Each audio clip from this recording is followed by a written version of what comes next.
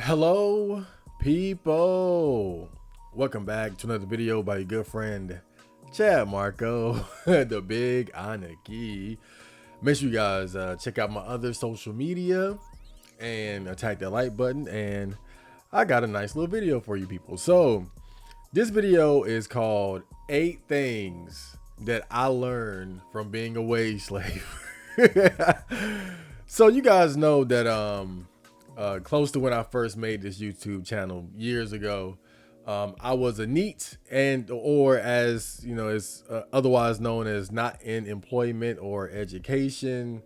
So I spent a great deal of my young adult life jobless, basically. And I made quite a bit of like content inspired by that lifestyle. Like we all remember How to Be a Neat, and one of my most popular songs, Life is Neat. Quite a bit of my Chad Marco brand was based on, that point in my life. And it wasn't until like a few years ago when I got my first job, which was a part-time job, that I finally stepped into the world of a working man, right? And more recently, after I quit that job, I got this new job, and I've been there for about a year or so now, almost maybe about 10 months, something like that. And this job is more or less full time, so it was definitely closer to like the typical Wagie experience. And so it's really kind of an extreme difference when you think about it, going from being a NEET for so long to being a Wagie now. And I think I've been a wage slave for enough time to be able to give like a certain critique of the lifestyle, at least according to the job that I have. Now, we all know having a job differs for everybody because you got so many different types of jobs. So my experience might not be the same as somebody else. I'm just saying these are the things that I learned during my time as a Wagie. I just added one more because it just hit me. So this is 9 things. This is 9 things that I learned from being a wage slave. It just dawned on me, the last one. Okay. So the first thing I learned is that people are lazy. People are very, very lazy. And nowadays there's a lot of talk about, the lazy American. Americans are lazy and whatnot. And what I mean is the 2 jobs that I've had thus far for me, in my opinion, have been very easy jobs. But it seems like so many people that I've worked with, they complain, they bitch, they don't want to show up on time, they take days off, and I don't get it. And coming from my background, like where so much of my life was spent masturbating and sleeping and shit posting and watching anime in this room, you would think I would have been the lazy one. But to me, I got used to it very quickly. And it was strange to me because I'm working with people who have more work experience than me, who've had jobs longer than me.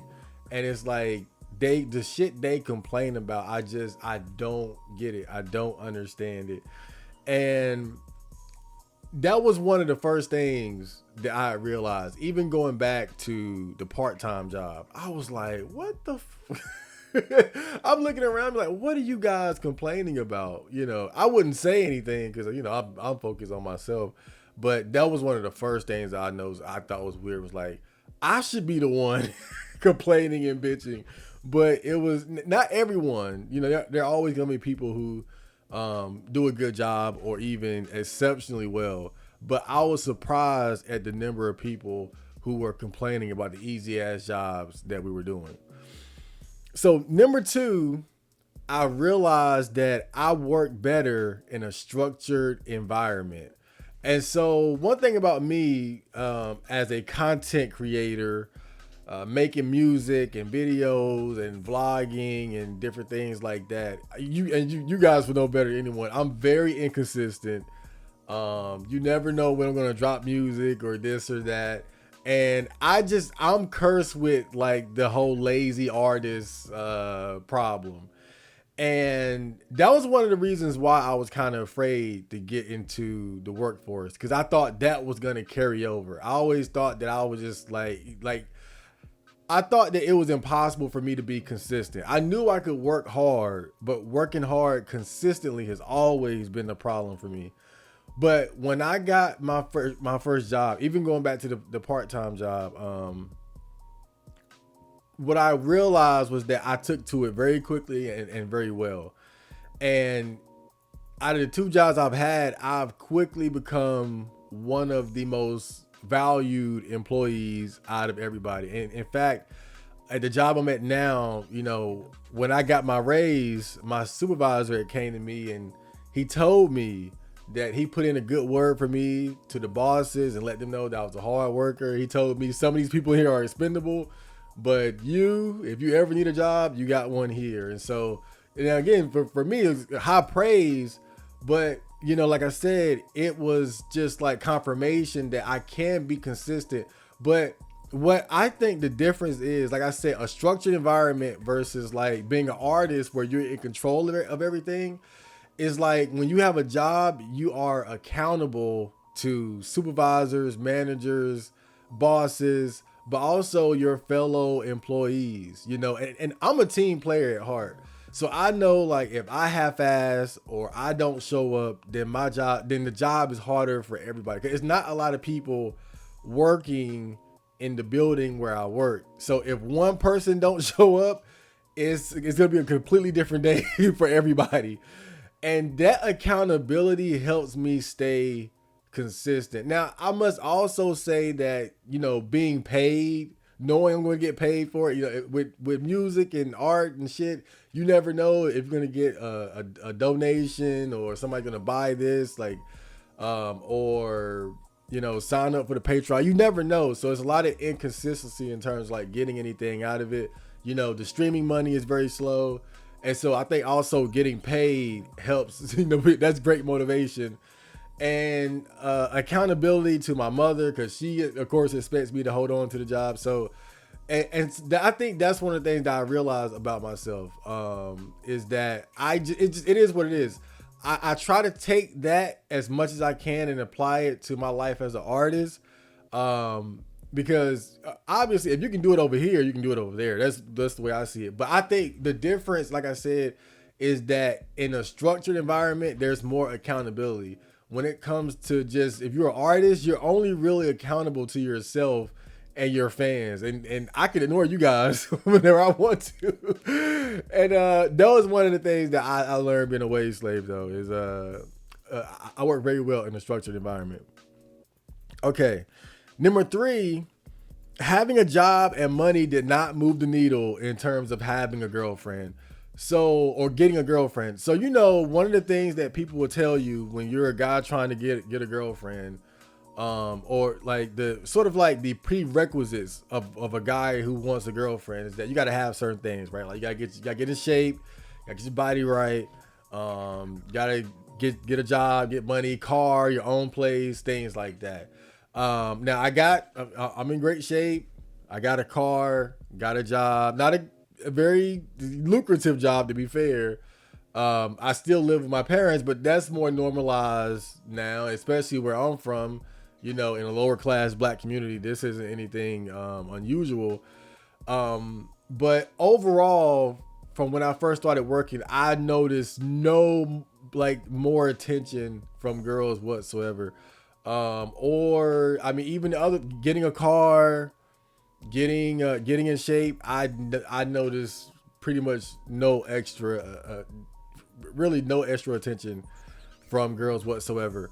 I think really, if anything, the best thing having a job can do for you, or one of the best things having a job can do for you as far as like women, is working in the place where there are young, single, available women. And that's something I've never had, especially the job I have now. Like I always tell you guys, I work with old ass niggas. I think right now I'm probably the youngest person working there. I think there's a maybe it might be one person younger than I am, but that's a no go. But now of course it must be said I'm not making a lot of money. Now I would imagine when you get up there to like I don't know 75K and above, 100K and above, then yeah, it might do more for you in that department because you better buy a more expensive car or actually move out or clothes, whatever the case may be. But I'm just saying because I bring it up because people always list that in there, and I've noticed no difference whatsoever. And I think one of the things about it is that it's like in order for that to be an advantage, like girls kind of gotta know, like you still gotta know girls, for them to care about that. It's like you still got to talk to girls, and they got to know, oh, he got a job, he got this. Like just going around the city doing this, doing that, nobody really knows who I am or what I do. So again, it's like I just know, it's me personally, it hasn't done anything in that department, but results may vary depending on the job. Okay, number 4, this might be the most important one, the most important thing I learned. Never give a coworker a job. Rewind that. Never give a coworker a ride home. Never give a coworker a ride home ever. So there was this guy that I worked with, and he was having issues with keeping reliable transportation. And so every day towards the end of the day, it was always something. Like he was trying to bum a ride with somebody. Typically he would have to just ride the bus, but it was every day was a struggle for him getting to work, getting home. Like it was always hard. And the thing was, me and him, we had talked a little bit, and we found out that we live very close to each other. He stays really, when I go home from work, his house is like right down the street. So I pass by the street that he lives on every time I go home to work. I just got to make an extra left, and then that's where he's at. And in fact, his uncle lives right behind me. So that's how close we all were. And so we had found out how close we lived to each other. And I'm like, oh shit, it's cool. It's cool. One day I seen him when I'm about to clock out, right? And it's funny because there's that meme that I saw about this where the guy is like leaving work and he knows that his coworker needs a ride home, and he like, damn, and then keep going. I should have did that. But he looked so pitiful, man. I said, yo, you need a ride? And then he just lit up and he was like, hell yeah. And so at first, it wasn't a big deal. We had talked about it, and he told me about like riding the bus and how terrible riding the bus is because, you get on the bus, you don't just get on the bus and go straight home. Like the bus has a route, so you can get on the bus and then you don't get home for like 45 minutes to an hour because of them having to go all over the city and shit like that. And then, he might get off work like before the bus even show up, or after the bus show up at a convenient time, then gotta wait longer. It was just, oh man. So, but the thing was, I knew that I did not want to be taking this nigga home every day of the week. So I told him up front, I said, I got you Monday, Tuesday, Wednesday, but after that, I don't go home after that. And that's true because I get paid on Thursdays and I don't go home on when I got money. And so he was like, cool. So I had him for like the early part of the week. No big deal because he stayed right by me. Now, this is where shit went left. What I didn't realize was that when you get off work, it's almost like a ritual. It's almost like a sacred time for you. When you get off work, that feeling of freedom, when you clock out, you walk to your car and you turn the car on and you roll the windows down and turn your music on and you drive. It's a special moment of freedom. And this might sound petty, but what I realized was that I did not like sharing that moment I didn't like sharing that moment with another person. Like it fucked up. But it fucked up that moment for me, like getting off work. And I think really it's more about just the type of person I am. I'm a very solitary type of person, so I'd rather do most things by myself. And that it bothered me. I was like, I felt like I had lost something, because it wasn't like a great inconvenience. Like he stayed right by me, but that was one of the main things I didn't like about that. But also, it was that at my job, we don't get off at the same time every day. And so, let's say for instance, like basically towards the end of the day, this guy is watching me and what I'm doing, trying to like sync up when he gets off and when I get off. And again, it might not sound like a big deal, but it's little shit like that, like having somebody watching you at work and worrying about what you doing. When you're just used to being in your own zone, nobody really concerned about, because everybody else know that I do good work, so they're just gonna leave me alone. You got this guy just watching, like, when he gonna get off? When he gonna get off? I gotta make sure I get off when he get off. And kind of petty, but I didn't like that. I did not like that. And now, the good thing about it was that not long after that, he had got fired over some bullshit, so it didn't really last long. But from then on, I was like, I was like, no. And this is the thing too, you got to realize about giving people a ride at work, is that it's not very often that somebody is going to go from not having a car to having a car like that. So it's very possible that that person is going to become dependent on you. So even from the get-go, I knew to draw a boundary there with, only 3 days out of the week and whatnot, because I figured he wasn't going to get a car anytime soon. And that's one of the main things you got to remember, bro. Like if you get somebody a ride at work, you got to think, when are they going to get a car? When are they going to get reliable transportation? It's probably not going to be anytime soon. So my suggestion, never do that. Never. And so we got a new guy that replaced him later, right? And it was like kind of like the same situation where we were talking and getting to know each other, and we found out that we live close to each other, right? But this time I was like, no. I knew where this conversation was going. And so, long story short, I won't go on for that. I was like, nah. And it was fucked up. It was funny too, because I remember one day I was driving home and I drove right past this guy with his book bag. It was hot too. And look, I felt a little bad for him, but like I said, man, I learned my lesson with the first guy. Never give a coworker a ride home. I'm telling you, because even if it seemed convenient, like it's little shit that you don't expect that'll make the whole thing annoying. I don't care if they live right next to you. It's the little things that go with it that'll make the experience not worth. Just let them figure it out, bro. So number 5, going from NEET to Wagie isn't so bad if you get the right job.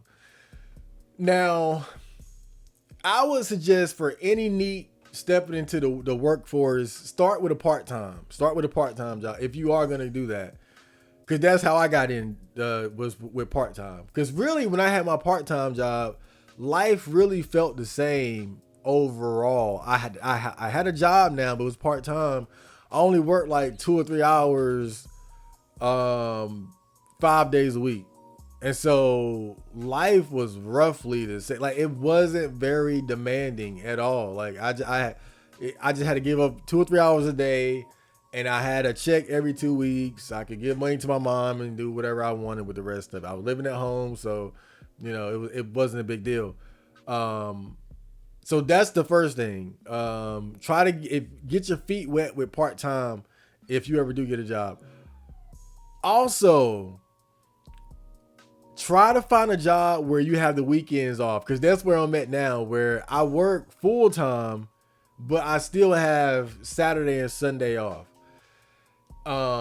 So I have the weekends off. And really the reason why I say that is because my lifestyle now kind of reminds me of being in school, basically. It's basically like being in school, where you go to school 5 days a week and then you got the weekends off. And so when you have like the whole weekend to yourself, it makes getting through the week a lot bearable. Like, a lot of times you hear about people who got that like one day off, that Sunday off. That's not enough, bro. That's crazy. That's not enough. Working 6 days a week to me is crazy. Like, I don't know if I ever be able to do that, bro. Cause like even the 5 days can get to you. 6 is crazy. Cause the thing is like you working 6 days and then you got that one day, but that one day you just thinking about, I gotta go to work tomorrow. When you got the whole weekend off, like it's Friday today. Now I'm thinking I got the whole Friday. My Friday is wide open. I just got paid yesterday. I don't know what I'm gonna do tonight. I might go get something to eat, go uptown. I might stream tonight, work on some music, link up with somebody, go to the gym. Like that. This Friday night, this Saturday, what I'm gonna do? Right? This Sunday is like, okay, well, I gotta go to work after Sunday, but now I can clean up, do my laundry, and kind of chill out Sunday, watch some movies, whatever the case may be, stream, play the game. Dude, you got to get a job where you got the weekends off. Because I think that's what made people lose their mind, bro, is that having that one day off is not enough. You got to have two, I'm telling you.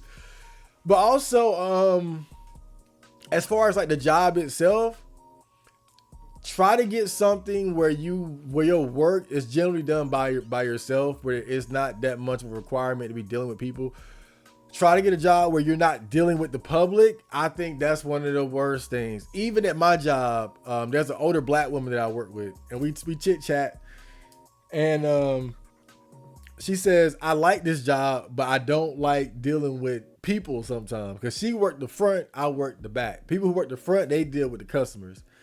And so, of course, you got customers who come in there rude, just hard to deal with in general. And I don't have to deal with that 99% of the time because I work in the back. I just got to deal with the coworkers and the bosses and shit like that, which is a lot easier because with them, you just got to do a good job. With customers, you never know what you're going to get. But I think one of the main things, avoid jobs where you have to deal with the general public. I just being honest, bro.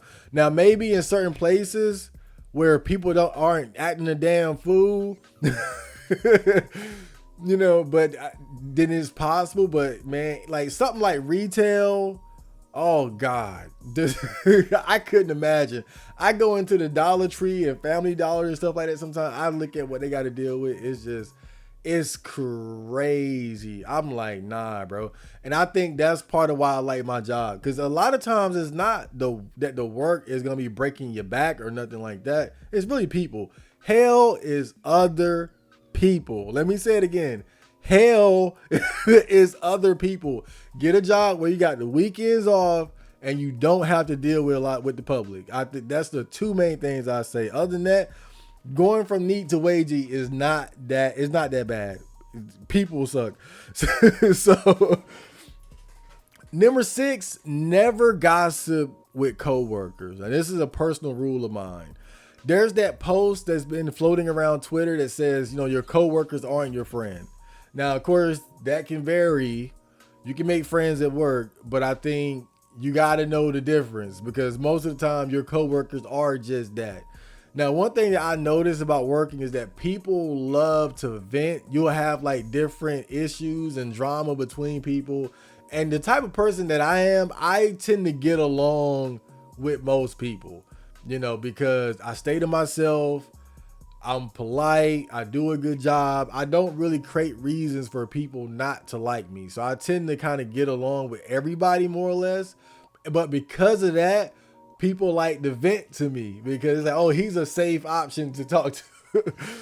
But the thing is, when people vent to me, even if they're telling the truth, even if I know what they're talking about, as far as like if they're talking about the qualities of somebody else, I try to keep my responses vague and short. Like I don't join in like, yeah, I can't stand that motherfucker. Like, yeah, nah.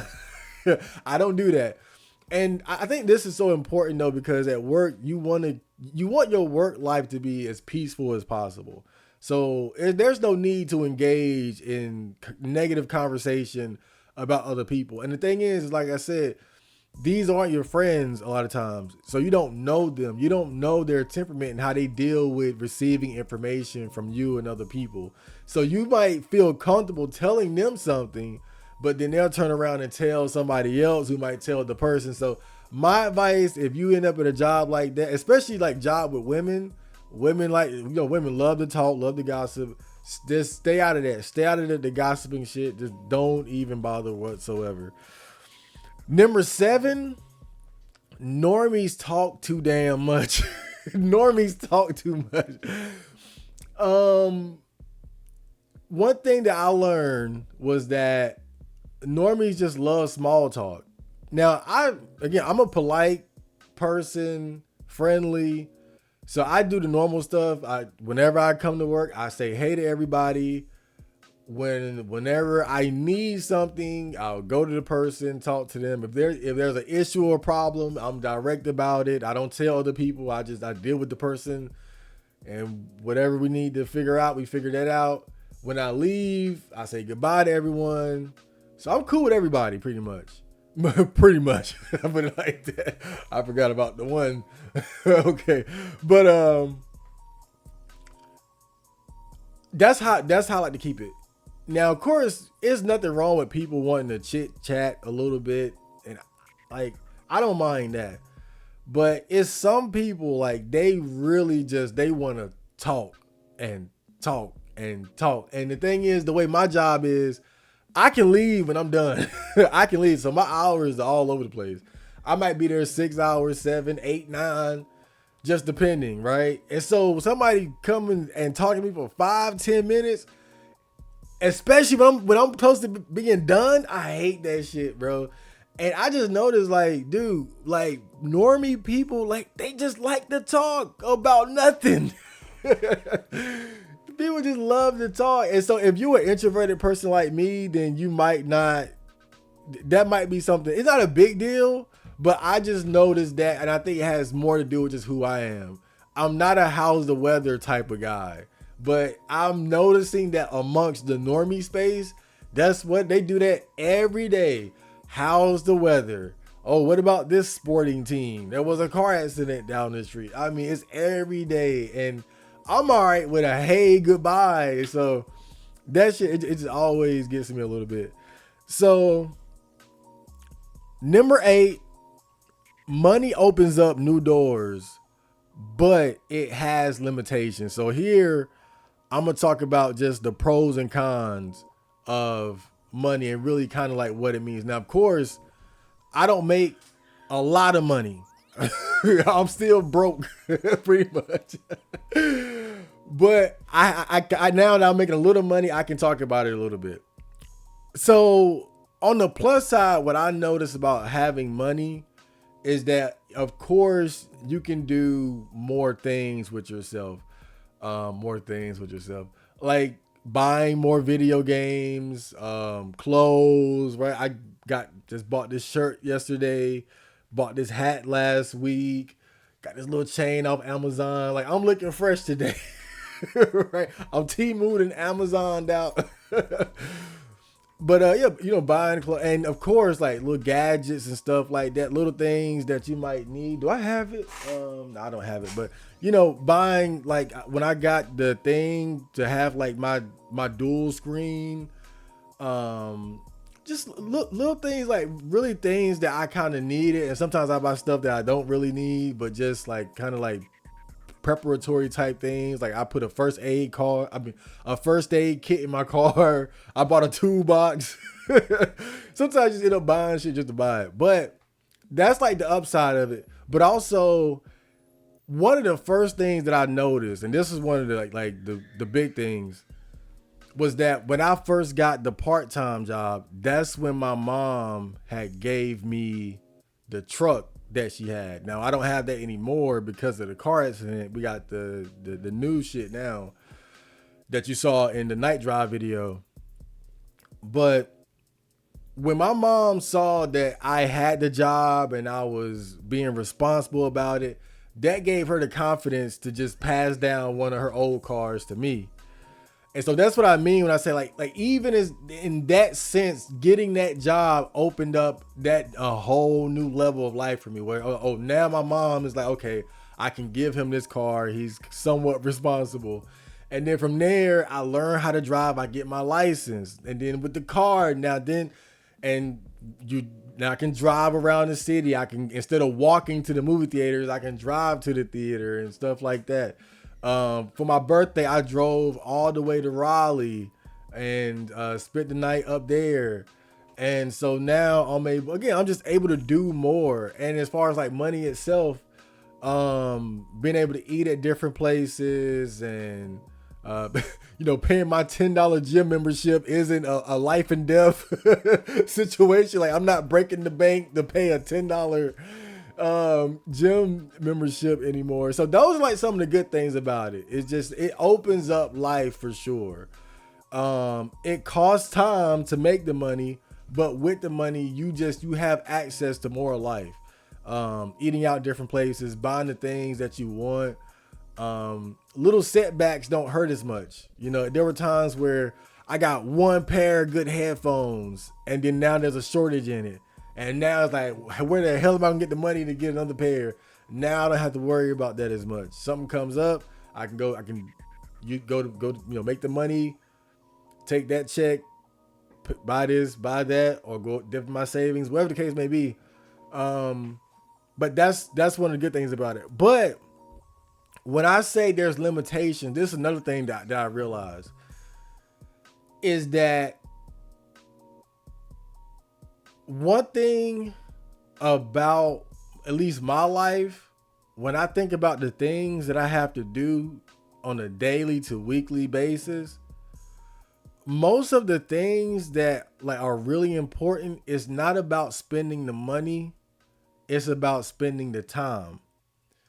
And so it's kind of like when you look at music, for instance, I can buy new speakers and programs and shit like that. But the most important thing about music is investing the time, at least as far as like the creative process of it.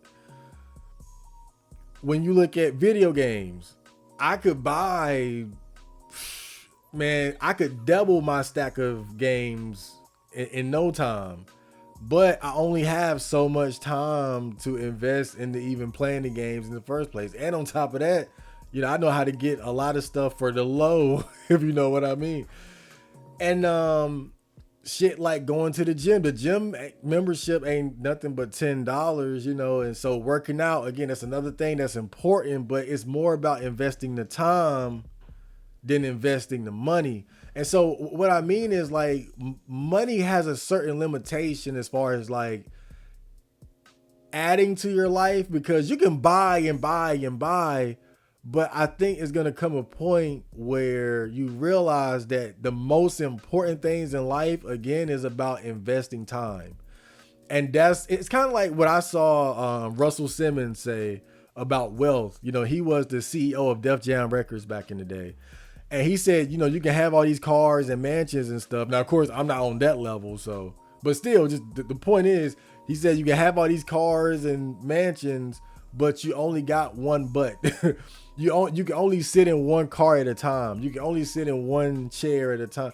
You can buy all this stuff, but you can only do one thing at a time. And that's one of the things I kind of realized about having money. Or at least, again, still broke, paycheck to paycheck. But that's what I realized, though, is like sometimes I buy things and I do feel like I'm just buying it to buy it, because it's like some of the things I buy is like, oh, maybe I'll need this later. But still, when I look at my life on the daily, the weekly, the monthly, it's like it's more about doing shit and like managing time than the money. Money is important, but kind of like what people say, the best things in life are free. I think some of the most important things in life are more about spending your time and focus on it than throwing money at it, basically. So number 9, and this is the last one. Working under women is suffering. If you have a female supervisor or female boss, now I don't have a lot of experience in this. I only work 2 jobs. But I told my mom this, and even she agreed. My mom has a lot of work experience. She been a Wagie for her whole life, so she would know. But I'm telling you, working under women is not a good experience. And here's why. And I noticed this with my first job, the part-time job. We had a female supervisor. And at first at that job, we did have quite a few people who were like bad workers, and she would have issues with them, and then she would confide in me because, again, I'm cool. But over time, we got rid of those people, or they just quit, whatever the case may be. And so it got to a point where it's like, yo, we got nothing but the best of the best. We got a good team here. And then we started to realize that, wait a minute, she's creating problems. Like, now she didn't have anybody to blame anymore, but she was still like creating issues out of nothing. Like, she was trying to make the job harder than it needed to be, basically. And then that created an issue between us and her, to the point where they brought in like a co-supervisor that could overrule her, basically, without saying it blatantly. But this was a dude. And I noticed right there the difference between men and women in leadership. Now, I know this isn't always the case, but what I noticed was the problem was that with her, she seemed to be more emotionally involved in the job than what was necessary. So it's like she took everything personally, even when it didn't seem like she really needed to. With the guy, it was like the position and the job was just a means to an end. He didn't get emotional about shit. Right? It was like if somebody did something wrong, he would let you know, of course. But when he would let you know or try to correct behavior, it wasn't coming from a place of like, I'm really upset about this. It was somewhat just stoic and detached. Like I know the job I need to do, so I'm gonna just do it. Like, it was an unemotional thing. And I think that made it better in terms of him communicating with us. Because for him, again, the job is just a means to an end. I'm here to get a check just like you. I'm just in a higher position in the pecking order. But I don't give a fuck about this. And I think that's why we got along with him better. But the woman, like I said, it was like she was just too emotionally invested in what was really a nothing job. It's just a nothing job. And she was making it harder than it needed to be. And even at the job now, we have a male supervisor. Now, he can be kind of an asshole, to be fair. But me and him tend to be cool because I'm a good worker and he respects that. He respects good work. That's kind of how we communicate, just on a purely work basis. And I think that's why we get along. But even with him, it's like there's a certain detachment that he has to the job. You know, he can be an asshole depending on the situation, but at the end of the day, I feel like he just don't give a damn about. He's just there to do the job and make the money. He's not like emotionally invested in like the process or anything like that. He just wants to keep the ship going, pretty much. And the thing is, there's an older woman that I work with in the back, and she's been doing it for like 30 plus years. So she feels like she's a supervisor. And somebody even warned me and said, look, don't let her just boss you around or anything like that, because she thinks she a manager or something that she not. But that she kind of carry herself like that, especially with us new people, because she got so much experience. But with her, she got that same kind of thing like my old supervisor, where you can tell like when somebody does something wrong or something is like off, it's like she'll communicate it in an overly emotional way. And it's not as bad as the other one, but it's like I can still see like that same issue. And like I say, I think the difference between men and women in leadership positions, that men tend to just be more detached and stoic and logical about it, and women tend to be more emotional about it. It's like what my niece told me years ago. She said, I wish that my mom and grandma was calm like you. And what she was saying was that whenever she get in trouble, they would react emotionally, and then it would upset her. When she would get in trouble or do something wrong around me, I would correct the behavior without getting emotional about it, because I understand she's a child. She's gonna make mistakes. Well, I'm gonna get bent out of shape about a child doing child shit. But I think that's the key difference though between like male leadership and female leadership. And again, I know this isn't the case all across the board.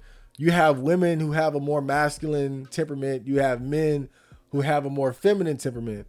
But that's just what I've known. I think that's what makes working under women hard, is the fact that they can't detach themselves emotionally from the leadership position. And I think when they communicate with you, it can rub you the wrong way. It can be, like, I don't know how to, it's not the way you want to be led by someone. That's the best way I can put it. It's just like, I don't trust you leading me. But that's basically the 9 things that I learned while working as a Wagie. I wish I could have came up with 10. Damn, I just came up short, but that was the 9 things. I hope you guys enjoyed that, and I will see you on the next video. So, Johnny.